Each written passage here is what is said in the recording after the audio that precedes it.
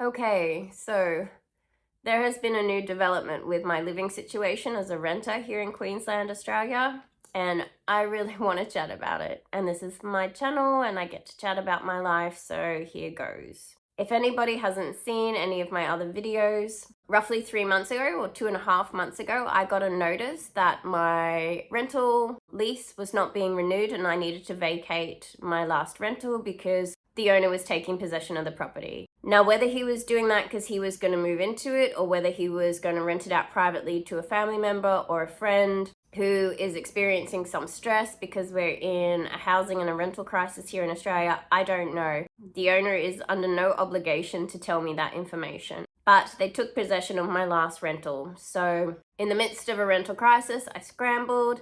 I managed to secure myself another rental and move into it. I got the keys to this place on the 22nd of March, and I've been here almost 2 months. It's the 20th of May. And today, this morning, I got another notice from my real estate agency. A different notice, but another notice. So this one was an RTA Form 10 notice, which is a notice of intention of the owner to sell. So the owners are going to sell this rental property. So they might sell it to an investor who's happy to just have a tenant here and let things continue on. But they also might sell it to an owner-occupier, which is somebody who wants to move in and live here themselves, which obviously isn't great for me. So I raised this not just to have a whinge, although I'm pretty ticked off. I raised this because I want to demonstrate just how unstable the rental market is here in Australia. It isn't even that a whole bunch of rental properties that are on the market at the moment aren't really livable because investors aren't maintaining them. The instability doesn't stop when rents are raised to completely exorbitant levels. They're just ridiculous. And it doesn't even stop when renters manage to compete with hundreds of other people to secure the property. Once you're in, like I am, you've secured a rental property, it's pretty livable, and you've got a lease in place, you can still be served with a notice that the owner is going to sell the property. At the moment, I know that I've got roughly 10 months here. This notice is different in that it doesn't matter whether the buyer, the person that winds up buying this property, is an investor or they want to live here.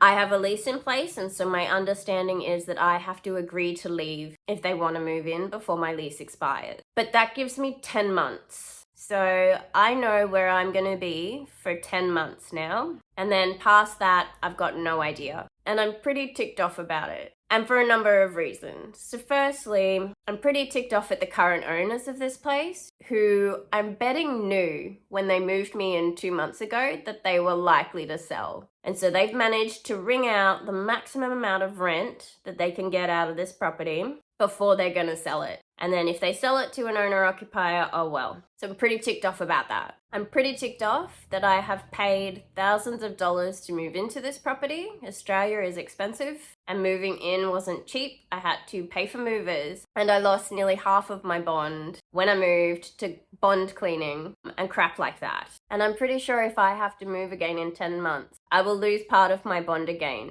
And again, through pretty spurious reasons. In Australia, there are no hard rules as to what constitutes a good bond clean, as to what constitutes reasonable wear and tear. There's nothing. So if an owner wants to make a claim against your bond, they can, and you literally have to take them to court in order to fight it. There's no protections. I had to pay fees to get utilities turned on and off. You don't just turn the utilities on and keep moving. They charge you to turn them on and off. So it's cost me thousands of dollars to move here. And if I have to leave again soon, it's going to cost me thousands of dollars to do that again. So in addition to renters struggling to get into the property market just because prices are so high, we're also being bled because we're having to move around so much because of the instability. And every year that costs us thousands. Like, I am just a standard renter in Oz. And this is my experience, and I'm documenting it. And if I have to move again in 10 months, that's a good $2 to $3 grand I'm gonna lose again in moving costs because there's no stability. And before somebody says something like, well, that's your fault for being a renter, that's normal for a rental market. No, it really isn't. For me, there is no moral dimension to being a renter at all. You have not done anything wrong by being a renter. You've not messed up, made a poor life choice. In a fully developed, industrialized Western country, Renting should be a perfectly viable option. The problem is that it's not anymore. And if you believe that renters exist just to be exploited and should be exploited, you're part of the problem to me. And I do believe some people have internalized that message, that there is a subsection of the society that they live in that deserves to be exploited. And I find that really gross. And the other reason I'm pretty ticked off is because of what I perceive to be just complete indifference from my government. So I read an article a couple weeks ago that is now coming to mind about how the younger generations are not just disinterested and disengaged from social institutions now, they just fully don't believe in them and are rejecting them. And by institutions, I mean things like democracy and the economy. They just do not any longer believe that these institutions are designed to benefit them or to meet their interests or their needs. They are not a vehicle to get these people where they want to go. And they're not a vehicle anymore to make sure that there is fair and equal treatment for everybody in the country. And I have to say, it's not just the younger generations. I am an elder millennial, and I don't believe in these institutions anymore either. And when I say I don't believe in the Australian government, I mean both of the major political parties. I no longer have any faith in either of them. They have both supported some pretty outrageous policies that have got us into a housing crisis. And I don't really see any legitimate, sustained, well thought out action to get us back out of it. These policies have disenfranchised a significant proportion of the population, and I think they know that. And I don't think any of this is a surprise either. I think they've seen this crisis coming. They've known it was going to happen for at least a decade, and they didn't do anything then either. So whatever policies you believe have brought this crisis into being, whether it's huge tax incentives that have done exactly what they're designed to do. They have incentivized people to invest in the housing market in order to maximize profit at the expense of other people.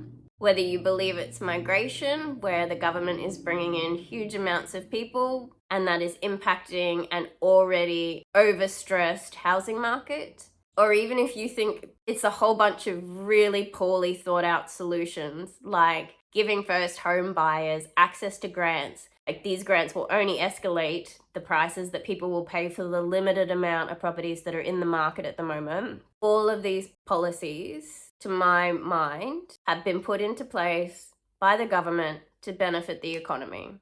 So yeah, at the moment I'm pretty ticked off. That's where I stand. I will keep you posted. At the moment, it is very much looking like I am going to have to get my home ready to have total strangers come and traipse through it, to inspect it, to see if they want to buy it. And I have absolutely no control over that. So much for quiet enjoyment of a property. But yeah, I'll keep you posted. Sorry to rant again. This time I'm not anxious or crying. I'm just really, really ticked off. And I've had a gutful. I've honestly just had a gutful of what has been put in place and the lack of any action taken by the people in power to actually undo any of this mess that they've created.